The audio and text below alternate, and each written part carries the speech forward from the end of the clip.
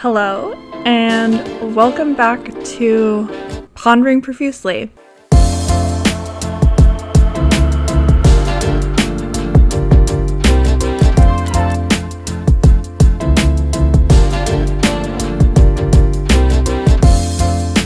I'm Kaylee, your lovely host, and if you're watching this is my second episode of the series ever. Yay!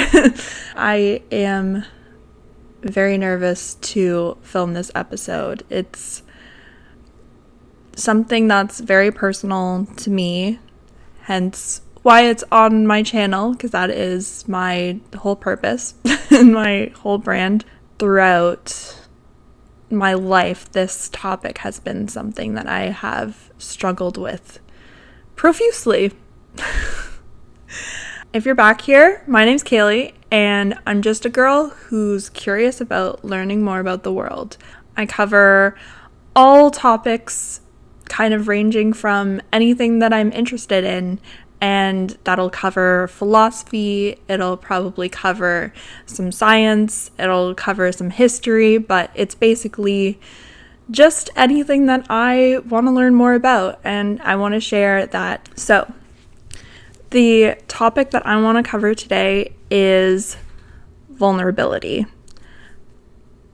It is a extremely vulnerable thing to create art or to put something in front of people and be like, hey, look, I made this, I did this, and I care about it. That is an incredibly brave and scary thing to do. And I know for me particularly, it's something that I've struggled with. Let me just start reading some stuff and maybe that'll help. Vulnerability. The irony of covering this topic is that I hate it. I've always associated vulnerability as weakness. So then why did I build a whole channel around the entire concept of authenticity? You tell me. But no, really. It's to challenge myself and to challenge this idea I have in my head about vulnerability being seen as weak. Also, I like irony. So, listen in for the next 30 minutes as I get naked, emotionally, pervs, and then cover my weaknesses, which I'm hoping will make me feel stronger. I have always kept the truer parts of myself truly secret. I paint and I draw and I like artistic things in general, but rarely do I ever show people it, especially people that I do not know.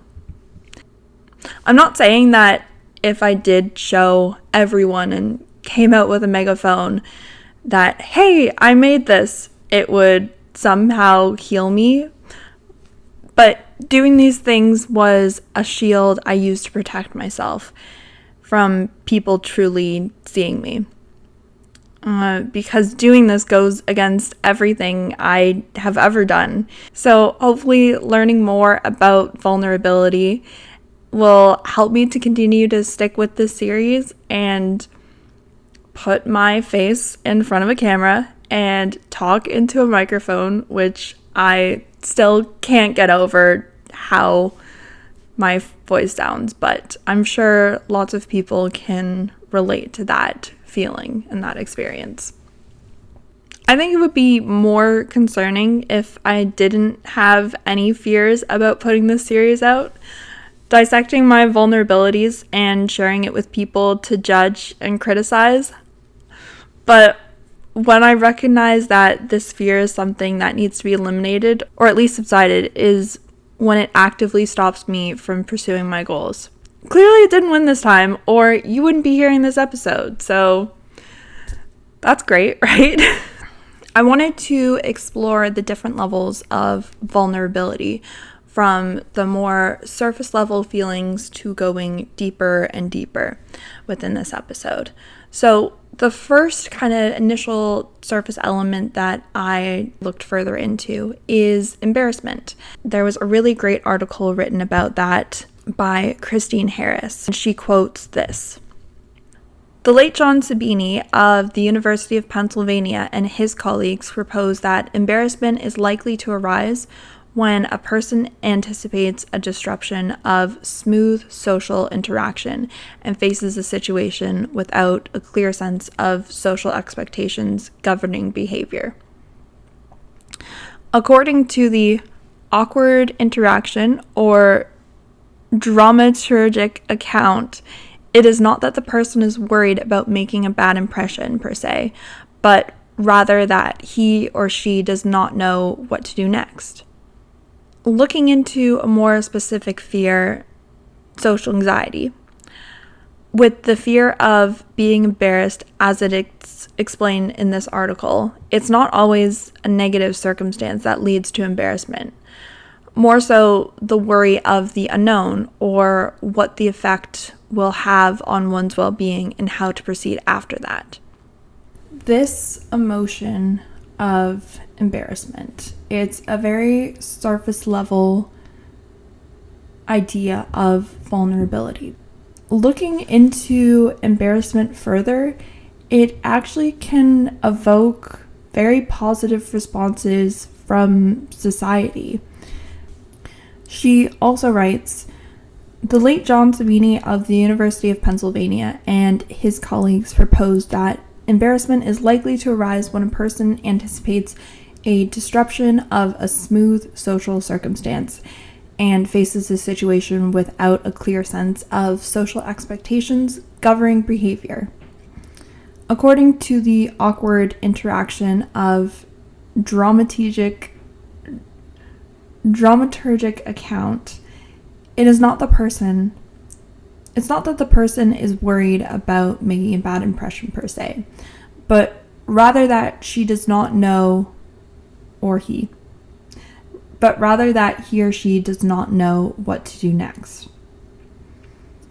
So, looking into this a little bit further with the feeling of being embarrassed, as it explains in this article, it's not always a negative circumstance that leads to embarrassment.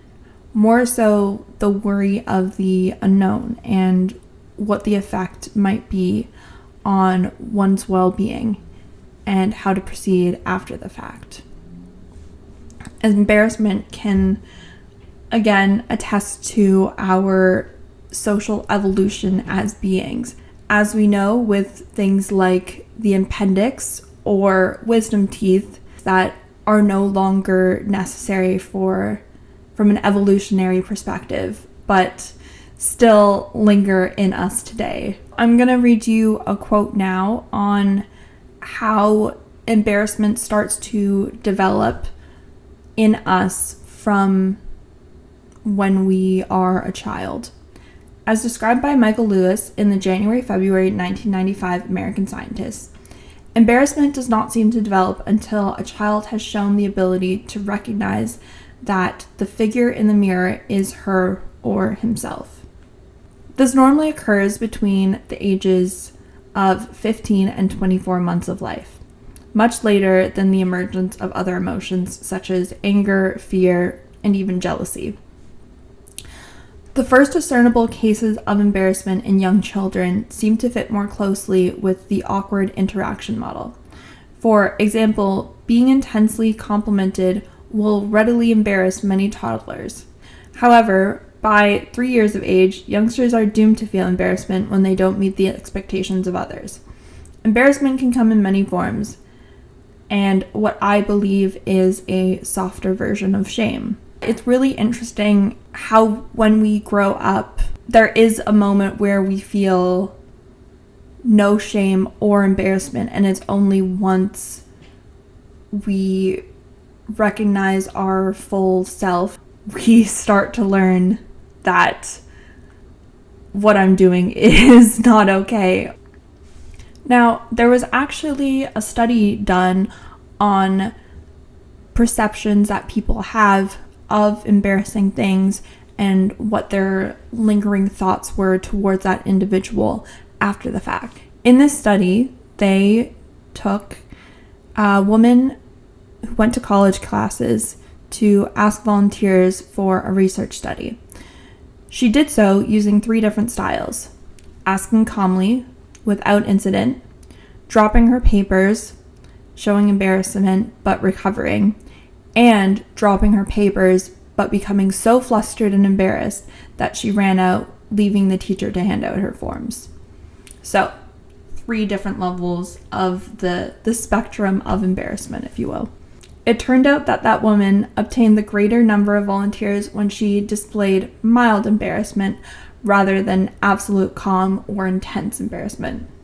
One suggestion is that in the last case, her embarrassment suggested a personality flaw, utter incompetence, not a minor or temporary violation of social norms for which she was sorry.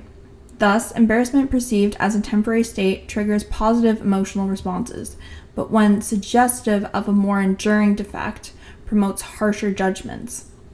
Although more work remains to be done to determine exactly when displaying embarrassment helps or hurts another's evaluation, research does seem to provide some sort of support that the theory of embarrassment is akin to appeasement gestures. I found the results of this study really interesting because I think a lot of people would have assumed that the most calm and polished response is the best one, because then you know that this person has a confidence and that would make you feel more confident. But it's actually the contrary, where even just showing a little bit of messiness allows you to relate to that person and therefore be more sympathetic to their situation. I think a lot of people can exude that kind of empathy because embarrassment is something that we all experience. We're a lot more graceful when it comes to seeing that in other people. What I'm taking away from this is that it's okay to mess up sometimes as long as you don't sit in that mistake, because I think sitting in it and spiraling in it, like the study suggests, can make a lot of people feel uncomfortable, because then it's like, oh, I don't know what to do in this situation. But if you do give the normal level, people can relate to that, and I think you'll gain a lot more sympathy for it as well.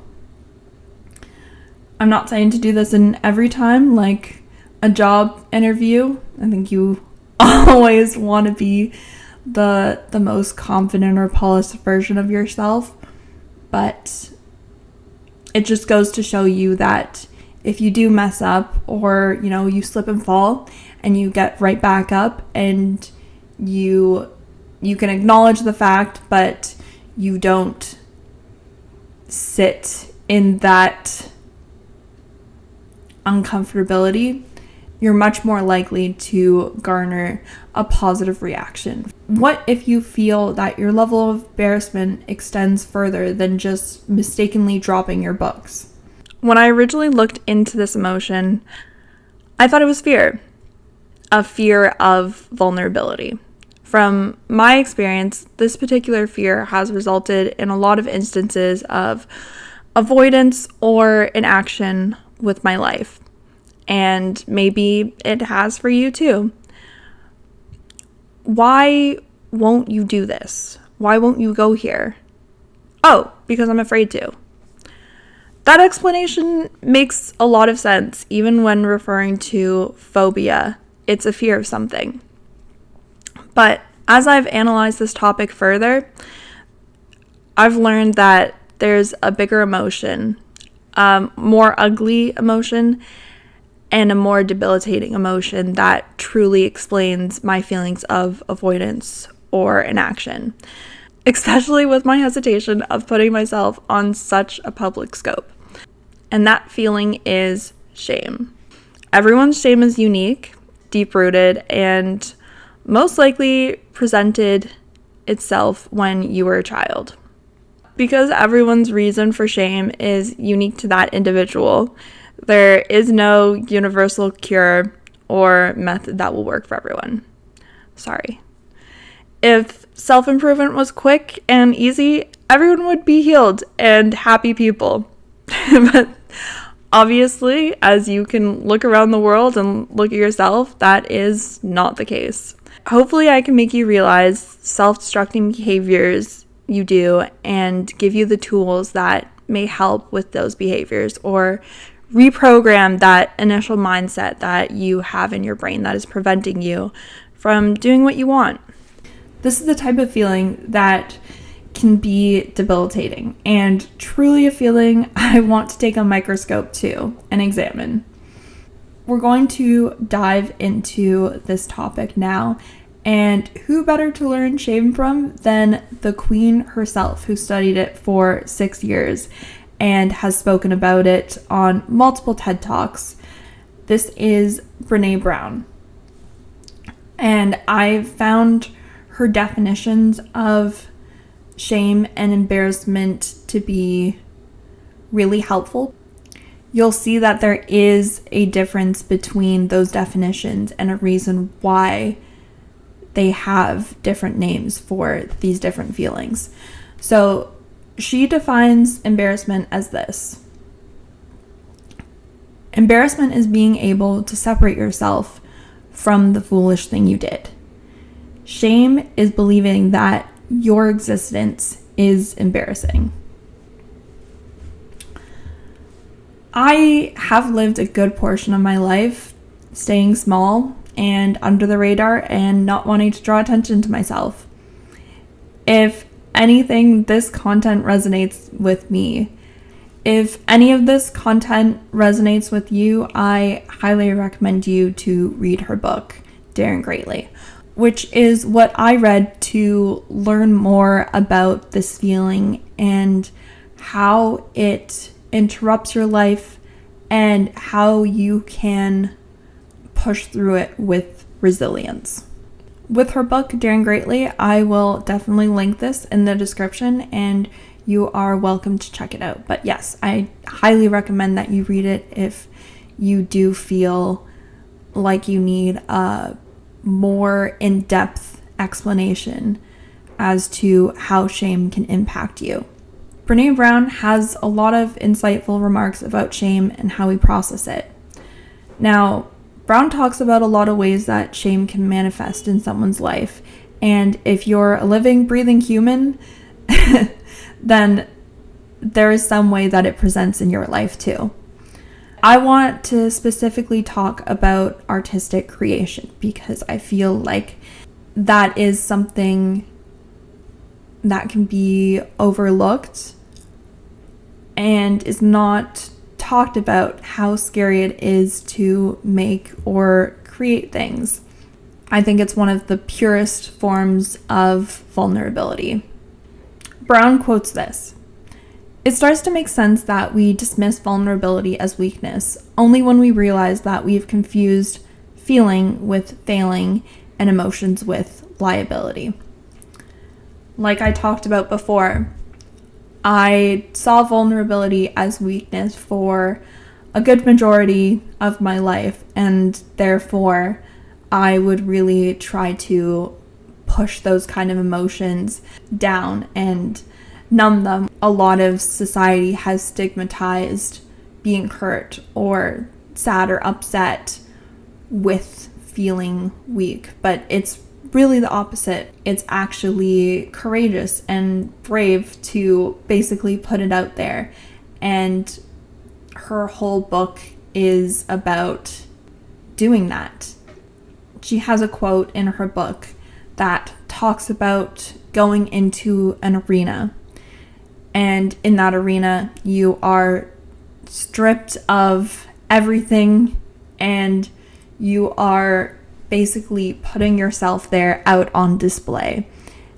It's scary, but it's courageous, and that is a good representation of what vulnerability is like. The first thing I wanted to speak on was perfectionism. I think with creation, it is impossible to achieve perfection. There will never be 100% approval on art.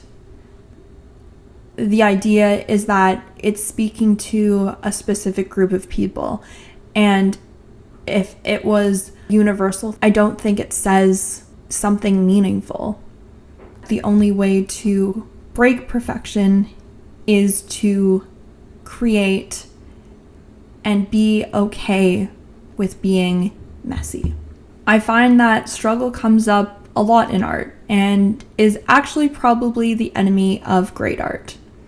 Showing this shiny, polished version is not what will resonate or be remembered, and yet we beat ourselves up for it.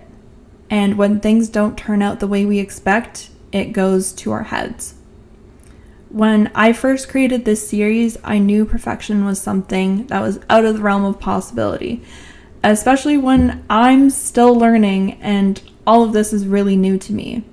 So why was I so hard on myself? Well, my girl Brene Brown has something to say about that. Perfection is not the same as striving for excellence. Perfection is not about healthy achievement and growth. Perfectionism is a defensive move. It's the belief that if we do things perfectly and look perfect, we can minimize or avoid the pain and blame, judgment and shame. Perfection is a 20-ton shield that we lug around thinking it will protect us, when in fact, it's the thing that's really preventing us from being seen. I'm going to let you guys sit with that one for a moment. That was extremely moving to me. I mean, I knew already that perfectionism was a negative thing. A lot of people struggle with this, and it leads to this kind of inaction, which is something that I've felt completely. It is scary to be messy because then it is open for interpretation and judgment. She also says this about perfectionism. Perfectionism is not self-improvement. Perfectionism is, at its core, about trying to earn approval. Most perfectionists grew up being praised for achievement and performance, grades, manners, rule following, people-pleasing, appearance, the list goes on. Does this feel like something you resonate with? I know I did when I read it. It's funny because it's not the first time I've heard the saying that perfectionism is the enemy of the good, but it was the first time I truly listened to it. So I'm going to enjoy the messiness of creation, have fun in the chaos, and give myself a little bit more grace with the end result. Like this episode or the episodes to follow. Besides, perfection means you don't gain anything from the experience, that there is absolutely no room for improvement, which is simply never true. And I, for one, do not want to live in a world where there is never anything that I can do better. Wanting to continue to learn and improve is what was the birth of this podcast and this series. So I'm excited for it. We can see how our need for perfection in what we can create can lead to disappointment and shame, and result in a less authentic, safer version of ourselves. Or even more threatening, no product at all. But that still doesn't explain why we're so afraid to share it with others. Well, Brene Brown also has an explanation for this, and it's probably because you've equated yourself to what you do instead of who you are. She says this: if you're wondering what happens if you attach your self-worth to your art or your product and people love it, let me answer that from personal and professional experience. You're in even deeper trouble. Everything shame needs to hijack and control your life is in place. You're handed over your self-worth to what people think. It's panned out a couple times, but now it feels like a Hotel California. You can check in, but you can never leave. You're officially a prisoner of pleasing, performing, and perfecting. Yikes. So, what's the way out of that one? Well, if we think about it, there's two ways. One, stop creating. Creation comes from a very intimate part of ourselves that when we share it, we leave it open for observation. And more specifically, judgment. However, when we close this part of ourselves off to others, we also risk closing ourselves to connection, relatability. Unfortunately, hiding is a two-way street. Sure, you can hide yourself from ridicule, but you can also hide your authenticity. Perfectionism, even though it's something that people strive towards, it's unrelatable. If you've ever read a main character in a book or watched a main character in a TV series and they have absolutely no flaws, it is exhausting to watch. You know that it's completely fake. You can't root for that person because they're not relatable. There is, however, a second option. You need to sever that connection between what you do and who you are. In Brené's words, take your self-worth off the table. It's not up for discussion. It's not up for negotiation. What you do, what you make, what you create is not who you are. And it is not a product of your self-worth.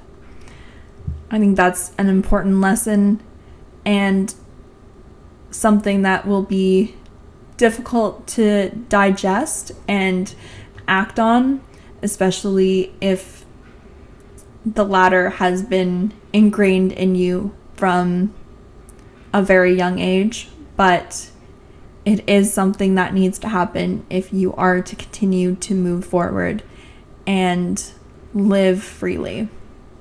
In this case, the grass is greener on the other side.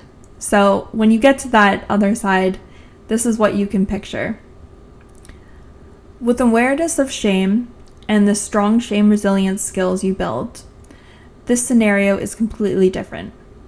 You still want folks to like, respect, and even admire what you've created, but your self-worth is not on the table. You know that you are far more than a painting, an innovative idea, an effective pitch, a good sermon, or a high Amazon ranking.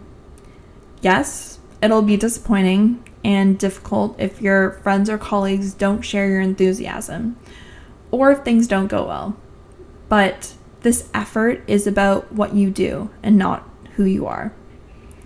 Regardless of the outcome, you've already dared greatly, and that's totally aligned with your values and with who you want to be.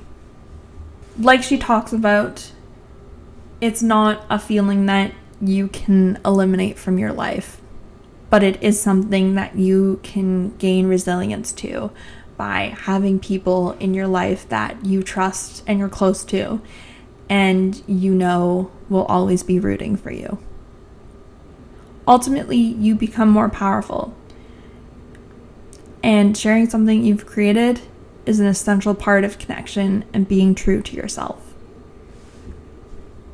Now, I know I wanted to cover specifically vulnerability and shame when it comes to creation, when you put your art on a public level and you do have some of that worry behind social or public interactions. It can also majorly affect how you feel about your art. The best way to kind of reaffirm those beliefs is to gain positive experiences from continuously doing it until you develop that connection in your brain that says, okay, this is safe to do. Personally, I think the best way to garner that positive experience is to share your art first with people that you trust. That'll be like a really good ego boost and make you feel a little bit more safe in putting it out to a larger spectrum of people.